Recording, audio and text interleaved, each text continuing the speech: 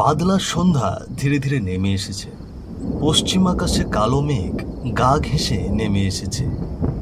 বাঁশঝাড়ের ফাঁক দিয়ে হাওয়া ঢুকছে। ঘরের কপাট ঠক ঠক শব্দ তুলছে। বাইরের পথঘাট আজ অমাবস্যার ঘুটঘুটে অন্ধকার। কোনো মানুষের সারা শব্দ নেই, শুধু দূরে শিয়ালের ডাক ভেসে আসছে। হেমন্তবাবুর বাড়ির বসার ঘরে আজ এক অদ্ভুত নীরবতা। হেমন্তবাবু খাটে বসে আছেন, পাশে তার স্ত্রী। খাটের সামনে কাঠের সোফায় বসে আছে হেমন্তবাবুর দুই ছেলে, আদিত্য ও নীরজ। রাতের খাওয়া দাওয়া শেষ। ঘরে সবাই হালকা আলোচনায় বসেছেন। ঘরের এক কোণে কেরোসিনের লণ্ঠন জ্বলছে। হালকা হলুদ আলো চারপাশে ছড়াচ্ছে। জানালার ফাঁক দিয়ে মৃদু বাতাস ঢুকছে। মাঝে মাঝে দমকা হাওয়া এসে লণ্ঠনের হলুদ আলো কাঁপিয়ে তুলছে। বাইরে ঝিঁঝি পোকার শব্দ ভেসে আসে, আর দূর থেকে শিয়ালের ডাক ঘরের নীরবতায় মিশে যায়। তোদের ছোট ভাই অনিরুদ্ধকে কদিন হয়ে গেল খুঁজে পেলাম না রে বাবা। আমি কি কম খুঁজেছি? লোক লাগিয়েছি গ্রামে গঞ্জে, সবাইকে বলেছি যদি কেউ দেখতে পায় সঙ্গে সঙ্গে খবর দিতে। নির্বোধ ছিল বটে, কিন্তু মনটা ছিল সোনার মতো। হ্যাঁ বাবা, অনিরুদ্ধ যে এভাবে হারিয়ে যাবে তা ভাবতেও পারিনি। হঠাৎ যেন কোথায় হারিয়ে গেল ছেলেটা। আমরা তো খোঁজাখুঁজি ছেড়ে দিইনি, এখনো নজর রাখছি, কিন্তু এই গ্রামের আশেপাশে কেউ তাকে দেখেনি। যাই হোক, ছেলে তো ফিরল না। চেয়েছিলুম 3 ভাইকে সম্পত্তি দিতে, কিন্তু তা তো হলো না। আমার বয়স বাড়ছে, শরীরও ভালো যাচ্ছে না। তোরা চাকরি করছিস, ভালো রোজগার করছিস ভগবানের কৃপায়, কিন্তু আমার যে জমি জমা টাকা পয়সা কাগজপত্র আছে, সেগুলো তোদের বুঝিয়ে দেওয়া দরকার। আমি আর তোর মা এসব সামলাতে পারবো না। আপনি যা ঠিক মনে করেন তাই করুন বাবা। ঠিক আছে, অনিরুদ্ধ নেই, তোদেরই তো সব সামলাতে হবে। আর ও থাকলেই বা কি করতো? তোদেরকেই তো সব দেখাশুনো করতে হতো। আমি চেয়েছিলাম অর্ধেক সম্পত্তি ওকে দেবো, কিন্তু বাবা, আমি ওই রকম করেই কাগজ করে রাখছি। ও যদি ফিরে আসে ওকে বুঝিয়ে দিস তোরা। আমরা বুড়ো বুড়ি ভাবছি একটু অবসর নেব, তীর্থে যাব, 2 দিন বাইরে সময় কাটাবো। সংসার আর ভালো লাগে না। বাবা, আজ এসব কথা না হয় ছেড়েই দাও। এই নাও, খাওয়া দাওয়া করে শুয়ে পড়ো। ঠিক আছে, তোরা খেয়ে শুয়ে পড়, কাল সন্ধ্যের পর বসে সব বুঝিয়ে দেব। বাইরে তখন অমাবস্যার কালো অন্ধকারে চাঁদ ঢাকা। বাতাসে কাঁচা মাটির গন্ধ। ঘরের আলো কমে আসছে। ঝুলন্ত বাতির আলোয় সবার মুখে আলো ছায়া খেলা করছে। আদিত্য ও নীরজ নিজেদের ঘরে চলে গেল। প্রবীরবালা রান্নাঘরের দিকে গেলেন, আর হেমন্ত চুপচাপ জানালার বাইরের অন্ধকারে তাকিয়ে রইলেন, যেন কোথাও থেকে কারো ডাক শোনার অপেক্ষায়। অমাবস্যার রাত, বাইরে ঘুটঘুটে অন্ধকার, শুধু ঝড় বৃষ্টির শব্দ আর মাঝে মাঝে বিদ্যুতের ঝলকানি। জানালার কপাট দমকা হাওয়ায় কাঁপছে। বাঁশঝাড়ের ফাঁক দিয়ে হাওয়ার শোঁ শব্দ ভেসে আসছে। আদিত্য তার স্ত্রীর খাটে শুয়ে আছে। গভীর ঘুমের ঘরে হঠাৎ সে স্বপ্ন দেখে বাড়ির পাশের পুরনো কুয়োর ধারে সোনা, টাকা পয়সা, হীরা, মানিকের স্তূপ ঝলমল করছে। অন্ধকারের মধ্যে সেই ধনরত্ন থেকে অদ্ভুত আলো ছড়িয়ে পড়ছে চারপাশে। চমকে তার ঘুম ভেঙে যায়। ধীরে ধীরে পাশ ফিরে স্ত্রীর কানে কানে বলে, এই শোনো, এক অদ্ভুত স্বপ্ন দেখলাম। স্ত্রী বিস্ময়ে তাকিয়ে থাকতেই সে তাড়াতাড়ি বাইরে বেরোতে প্রস্তুত হয়। অমাবস্যার অন্ধকার আর ঝড় বৃষ্টির মাঝেই কুয়োর দিকে রওনা দেয়। বাইরে ঝড় বৃষ্টির তাণ্ডব চলছে। দমকা হাওয়ায় বাঁশঝাড়ের মাথা দুলছে। দূরে কোথাও শিয়ালের দীর্ঘ ডাক শোনা যাচ্ছে। হেমন্তবাবুর ঘরের দরজায় হঠাৎ জোরে জোরে কড়া নড়ার শব্দ, ঠক ঠক ঠক করে। হেমন্তবাবু ঘুম থেকে উঠে বিছানা থেকে নেমে দরজা খুলতেই দেখতে পেলেন আদিত্যর স্ত্রী দরজার সামনে দাঁড়িয়ে। কি ব্যাপার বৌমা, এত রাতে তুমি? হ্যাঁ বাবা, আমি। বাবা, আপনার ছেলে বাইরে গেছে, অনেকক্ষণ হয়ে গেল, এখনো ফিরছে না। কি বলছো বৌমা? কোথায় গেল? তোমাকে কিছু বলে গেছে কি? না বাবা, তবে ঘুমের ঘোরে কি জানি স্বপ্ন দেখেছিল, ফিসফিস করে কিছু বলে বেরিয়ে গেল। হ্যাঁ, আমি তো তখন খেয়াল করিনি, কিন্তু অনেকক্ষণ হয়ে গেল ফিরছে না দেখে খুব চিন্তা হচ্ছে বাবা, তাই আপনার কাছে আসলুম। চল মা দেখি, এই ঝড় বৃষ্টিতে কি বেরোবার কথা। হেমন্তবাবু টর্চ লাইট আর ছাতা হাতে নিলেন। বৃষ্টির ভেতর ছাতা ধরে পায়ের তলায় কাদা, ছপ ছপ শব্দ তুলে এগোলেন দুজন। টর্চের আলোয় ভিজে গাছপালা, কুয়াশার মতো বৃষ্টির পর্দা, সব মিলিয়ে ভয়ঙ্কর এক দৃশ্য। তারা দুজনেই বাড়ির পিছনের রাস্তা ধরে এগোতে থাকে। হঠাৎ কুয়োর ধারে আলো পড়তেই জমে গেল তাদের পা।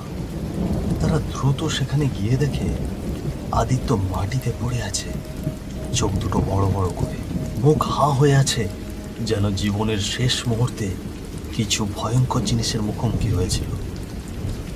ওগো, ওগো, এ কি হলো তোমার? না না না না, এটা হতে পারে না, এটা হতে পারে না। এটা কি করলো? এটা কে করলো? হে ঈশ্বর, এক ছেলে হারিয়ে গেল, আর এক ছেলে পৃথিবী ছেড়েই চলে গেল। আমার সংসারে এ কি অভিশাপ নেমেছে। ভোরের আকাশ ফিকে হয়ে আসছে, পাখিরা কিচিরমিচির করে ডাকছে, কিন্তু সেই সুরও আজ যেন শোকে ডুবে গেছে। বিকেলে শেষ আলোটা তখন ধুলোমাখা গ্রামীণ রাস্তায় ঢুলে ঢুলে পড়ছে। রাস্তার ধারে বিশুর চায়ের দোকান, টিনের চাল, বাঁশের খুঁটি, সামনে পুরনো কাঠের বেঞ্চ। কেটলির ভেতর থেকে উথাল পাথাল বাষ্প উঠছে, সাথে ভাজা পেঁয়াজির গন্ধ মিশে আছে বাতাসে। দোকানের সামনে এক কোণে বসে দুজন লোক, দুজনের হাতেই গরম গরম ধোঁয়া ওঠা চায়ের কাপ। দূরে বাঁশঝাড়ের ফাঁক দিয়ে ঠান্ডা হাওয়া বইছে, চায়ের কাপে ধোঁয়া তাতে কাঁপতে কাঁপতে মিলিয়ে যাচ্ছে।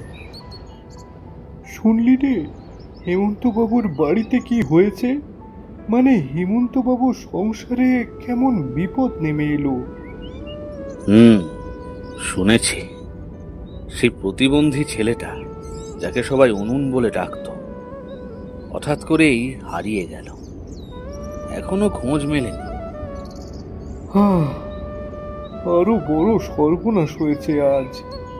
বড় ছেলেটা মারা গেল রে। কি যে হচ্ছে হেমন্তবাবুর সংসারে। হেমন্তবাবু তো ভেঙে পড়েছে পুরোটাই। শুধু উনি না, তার স্ত্রীও মোটামুটি অসুস্থ হয়ে পড়েছেন। আজ আমি গিয়েছিলাম আদিত্যদের বাড়ি সৎকারের জন্য। মাটাকে দেখে মনে হলো শরীরের এক বিন্দু শক্তি নেই, চোখের জল শুকিয়ে গেছে। হ্যাঁ রে, মায়ের অবস্থা দেখে খুব খারাপ মনে হচ্ছিল।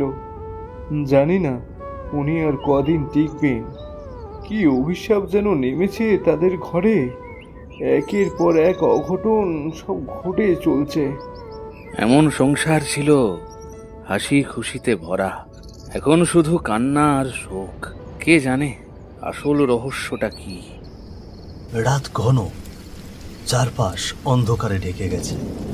বাতাসে ঝড়ের তীব্র ঝাপটা, গাছের ডাল ভাঙার শব্দ আর বৃষ্টি ঝিরঝিরানি মিলেমিশে একটা ভয়ানক সুর তৈরি করেছে। হেমন্তবাবুর বাড়ির ভেতর তার স্ত্রী প্রায় 1 মাস ধরে অসুস্থ ছিলেন, কিন্তু আজ রাতটা যেন সবচেয়ে কষ্টের। তিনি বিছানায় ছটফট করছেন, হাত পা নাড়াচাড়া করছেন, নিঃশ্বাস নেওয়া পর্যন্ত কষ্টসাধ্য। পাশে বসে আছেন হেমন্তবাবু, চুপচাপ, কণ্ঠে গভীর আফসোস আর দুঃখ।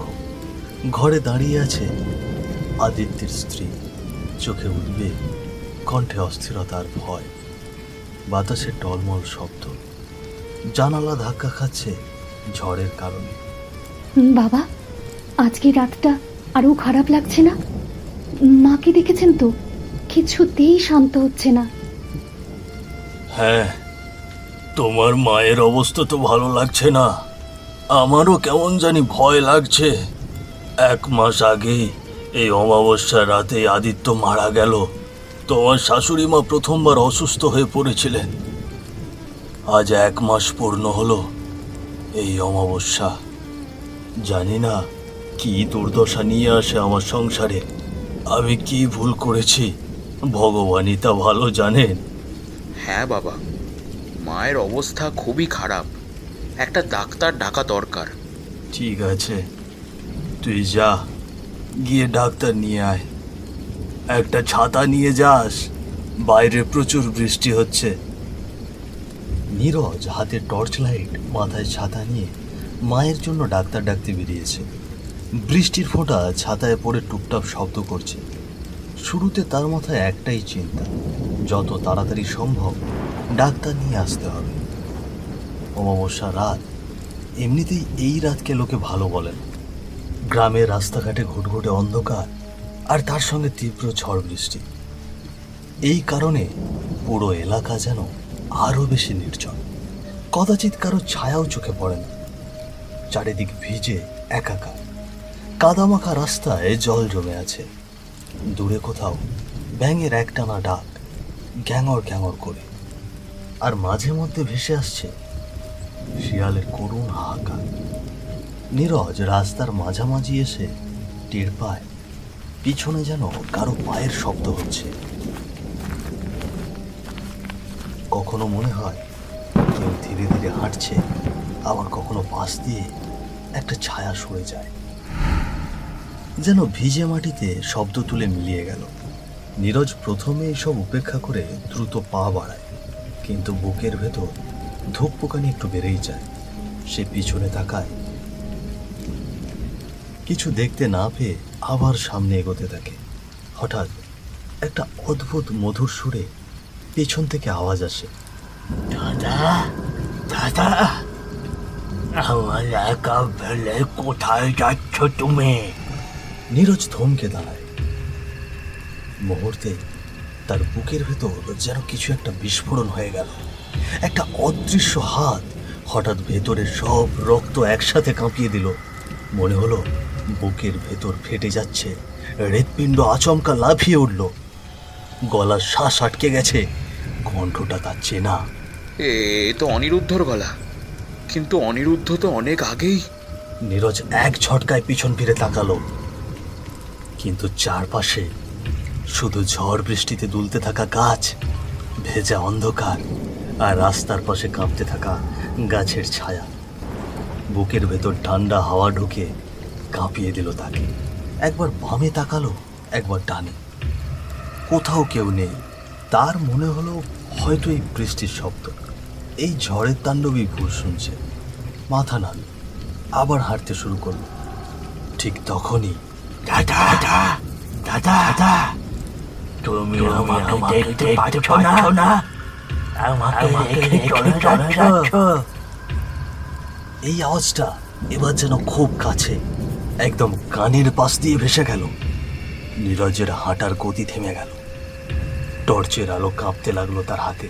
বুকের ভেতর ধুকপুকানি এত বাড়তে লাগলো যেন বাইরে থেকেও শোনা যায়। হঠাৎ বৃষ্টির ফোঁটার ভেতর থেকে ধীরে ধীরে কিছু একটা নড়তে শুরু করলো। একটা অস্পষ্ট অবয়ব, প্রথমে শুধু ছায়া, তারপর যেন অন্ধকার ছিঁড়ে আসতে লাগলো। একটা বিকৃত মুখ, হাত পা বাঁকা, চোখ রক্ত লাল, ঠোঁটে অদ্ভুত এক হাসি। প্রচন্ড বৃষ্টি পড়ছে, তবুও তার শরীরে এক ফোঁটা জল লাগছে না। নীরজের চোখ বড় বড় হয়ে গেল, গলা শুকিয়ে কাঠ, ঠোঁট নড়ছে কিন্তু শব্দ বেরোচ্ছে না। যেন সামনে দাঁড়িয়ে থাকা মৃত্যু আস্তে আস্তে তার দিকে হাত বাড়াচ্ছে। ও অনিরুদ্ধ, তুই আজ এখানে? তোকে তো আমি... তোমরা আমার সঙ্গে কি করেছিলে দাদা? আজ অমাবস্যার রাতে তোমাকেও আমার সঙ্গী করব।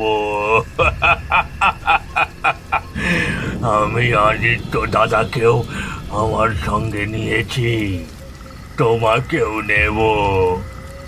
আমার যে একা থাকতে খুব ভয় করে গো দাদা।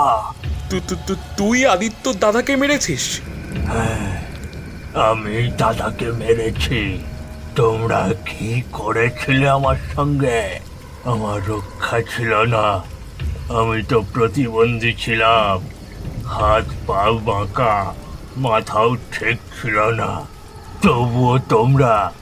কথা শেষ না হতেই অনিরুদ্ধর মুখ ভয়ঙ্কর বিকৃত হয়ে যায়, দাঁত বেরিয়ে যায়, চোখের পাতা উল্টে সাদা হয়ে যায়। বাতাস হঠাৎ আরো ঠান্ডা হয়ে যায়। নীরজ হোঁচট খেয়ে দৌড়ে পালাতে শুরু করে। বাঁচাও, বাঁচাও আমাকে, বাঁচাও! কে আছো? বাঁচাও, বাঁচাও আমাকে, বাঁচাও! সে বাড়ির উঠোনে ঢুকে পড়তেই হেমন্ত বাবু আর আদিত্যের স্ত্রী ছুটে বেরিয়ে আসে। কি হয়েছে, কি হয়েছে নীরজ? তুই এরকম হাঁপাতে হাঁপাতে দৌড়চ্ছিস কেন? বাবা, ও বাবা, দেখো না, এই যে অনিরুদ্ধ। অনিরুদ্ধের আত্মা ধীরে ধীরে তাদের সামনে আসে। বৃষ্টির মধ্যে হাওয়ায় ভাসছে সে। অনিরুদ্ধ, তুই এই অবস্থা কেন বাবা? তুই তো কোথায় হারিয়ে গিয়েছিলি? কোথায় ছিলি? না বাবা, আমি হারিয়ে যাইনি, আমাকে ওরা মেরে ফেলেছে। ওরা খুব লোভে। কি কি বলছিস এসব? তুই? সেই জমির কথা মনে আছে বাবা? তুমি ভাগাভাগির কথা বলেছিলে। বিদ্যুৎ চমকানোর আলোয় মুহূর্তের জন্য অনিরুদ্ধের বিকৃত ভয়ঙ্কর মুখটা আরো পরিষ্কার হয়ে ওঠে। সন্ধ্যায় ঘরে টিমটিমে কেরোসিন ল্যাম্পের আলোয় বসার ঘরে আদিত্য, নীরজ, হেমন্তবাবু ও তার স্ত্রী বসে আছেন। এক পাশের খাটে শুয়ে আছে অনিরুদ্ধ। হাত পা অস্বাভাবিকভাবে বেঁকে আছে, মুখে স্থায়ী এক বেঁকে যাওয়া অভিব্যক্তি, চোখ দুটো শূন্যে স্থির। দেখো নীরজ, আদিত্য, তোমরা দুজনে তো পড়াশোনা শেষ করেছো, চাকরি করছো, এখন নিজের পায়ে দাঁড়াতে পারছো, কিন্তু অনিরুদ্ধ তো নিজে চলাচলও করতে পারে না। ওর তো একটা ভবিষ্যৎ দরকার। তোমাদের পড়াশুনো শিখিয়েছে, চাকরি দিয়েছি, ও তো কিছু শেখেনি, কিছু করতে পারবে না। তাই আমি একটা সিদ্ধান্ত নিয়েছি, সংসারের সমস্ত দায়ভার তোমরা দুজনে নেবে। আমার অর্ধেক জমি আমি অনিরুদ্ধর নামে লিখে দেব, বাকিটা তোমরা দুই ভাইয়ে ভাগ করে নেবে। হেমন্তবাবুর মুখের দিকে তাকিয়ে তারা সম্মতি জানালেও চোখ মুখে ভরল ভারী এক অস্বস্তি। মনে মনে জন্ম নিল তীব্র হিংসা, প্রতিরোধের আঁচ। ঘর ছেড়ে বেরিয়ে এসে অন্ধকার আঙিনায় দাঁড়ালো নীরজ ও আদিত্য। আকাশটা ভারী হয়ে আছে, বিদ্যুৎ চমকাচ্ছে। আমরা খেটে মরবো, সারা জীবন সংসারের দায়ভার বইব, আর ওই শুয়ে থাকা সাহেব বাবার অর্ধেক সম্পত্তির মালিক হবে। আমি ভেবেছিলাম বাবা আমাদের দুজনের মধ্যে সব সম্পত্তি ভাগ করে দেবে, কিন্তু না, শালা ওই কুড়োটা বাবার অর্ধেক সম্পত্তির মালিক হবে আর আমাদের তরি ঘুরিয়ে ঘুরিয়ে চালাবে। না রে, না না না, ওকে বাঁচিয়ে রাখা কোনো মতেই যাবে না। তাহলে ঠিক আছে, আগামী অমাবস্যার রাতেই সব শেষ হবে। সে রাতে লোকজন তেমন একটা বাইরে থাকে না। দুজনের চোখে মুখে ফুটে উঠল এক বিকৃত দৃঢ়তা। তারা জানে এই রাতেই অনিরুদ্ধ জীবনের পর্দা নামবে। চাঁদহীন অন্ধকার আকাশ, ভারী মেঘে চেপে আছে চারপাশ। দূর থেকে শেয়ালের ডাক ভেসে আসে, ঘরের ভেতর নিস্তব্ধতা, শুধু কেরোসিন ল্যাম্পের কম্পিত শিখা। অনিরুদ্ধ খাটে শুয়ে আধো ঘুমে হালকা শ্বাস নিচ্ছে। দরজাটা আস্তে করে খুলল নীরজ ও আদিত্য। মুখে চাপা দৃঢ়তা, পায়ের শব্দ না তুলে এগিয়ে এলো খাটের দিকে। দাদা, এত রাতে কেন? চল রে, আজ বাবার অর্ধেক সম্পত্তির ভাগ দেব তোকে। তাদের কথা বোঝার আগেই নীরজ অনিরুদ্ধের মুখে বালিশ চেপে ধরল, আর আদিত্য তার পা চেপে ধরে থাকলো। অনিরুদ্ধ কেঁপে উঠল, গলা দিয়ে অস্পষ্ট গোঙানি শব্দ বেরোলো। চোখে ভয় আর মুখ মেখে গেল আরো অদ্ভুতভাবে। বাবা, কেন? তারপর কি করলো আমার সাথে? তারা তখনও থেমে যায়নি। সেই অমাবস্যার অন্ধকার রাতে আমার শরীরে ভারী ইট বেঁধে আমাকে কুয়োর গভীরে ফেলে দিল, যেন কেউ আমাকে খুঁজে না পায়, দেখতে না পায়। আর তোমরা সবাই ভেবেছিলে আমি হারিয়ে গেছি। হেমন্তবাবুর বুকের ভেতর যেন ছুরি বিঁধে যায়, চোখে জল এসে ঝাপটা হয়ে যায় চারপাশ, কণ্ঠ কেঁপে ওঠে। ওহ নীরজ, তোরা এটা করতে পারলি?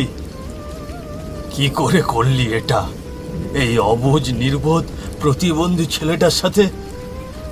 তোরা যে শিক্ষার মর্যাদা রাখলি না।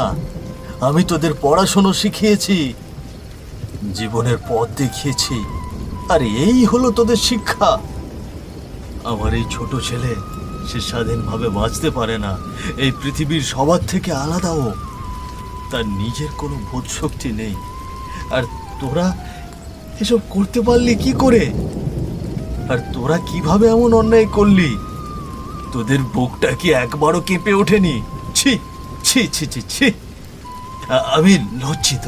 আমার নিজের সন্তানদের দেখে আমার লজ্জা লাগে।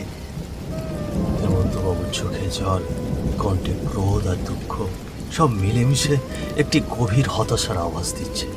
তিনি নিজেই জানেন এই ধিক্কার একমাত্র শিক্ষার জন্য, কিন্তু অন্তরে একটাই ব্যথা, তার ছোট ছেলের জন্য, যাকে সে জীবনের শুরু থেকেই আলাদা ভালোবেসেছে। তাহলে বাবা, তুমি বলো, ওদেরকে কি ছেড়ে দেওয়া উচিত হবে? আমি বেঁচে থাকতে নির্বোধ ছিলাম, শক্তিহীন ছিলাম, কিন্তু এখন আর তা নয়। আমি ওকে ছাড়বো না বাবা। আমি এখানে ওকে শেষ করব। দেখ ভাই, আমাকে মাফ করে দে। আমরা লোভে পড়ে ভুল কাজ করে ফেলেছি। তুই তোর দাদাকে মেরে ফেলেছিস, এখন যদি তুই আমাকেও মেরে ফেলিস, বাবা মার মুখাগ্নি করার জন্য আর কেউ থাকবে না। তাদের দিকে তাকিয়ে আমাকে একবারের জন্য মাফ করে দে। আমি কথা দিচ্ছি, দায়িত্ব সহকারে বাবা মাকে দেখব। আমি জানি রে, আমি বড্ড ভুল করে ফেলেছি। তুই দয়া করে আমাকে মাফ করে দে। না না, তোদের মতো ছেলের আমার দায়িত্ব নিতে হবে না। আমার মরে যেতে ইচ্ছা করছে। আমার ছেলেদের মধ্যে এমন লোভ জেগেছিল যে তারা সম্পর্কের মর্মটুকুও বোঝেনি। না বাবা, তুমি এরম বলো না। আমি নিজের ভুল বুঝতে পেরেছি। বাবা, তুমি আমাকে মাফ করে দাও। বাবা, তুমি আমাকে মাফ করে দাও।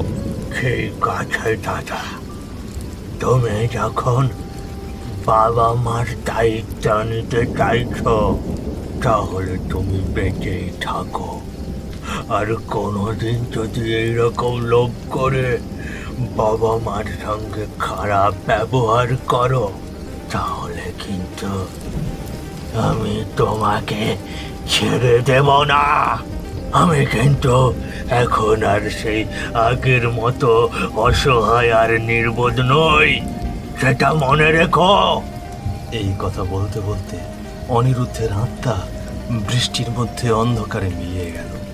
আকাশটা জোরে জোরে গর্জে উঠে জানিয়ে দিল এই কষ্টের প্রতিচ্ছবি। আমরা বুঝলাম সম্পর্ক শুধুই টাকা পয়সা বা লোভ দিয়ে চলে না।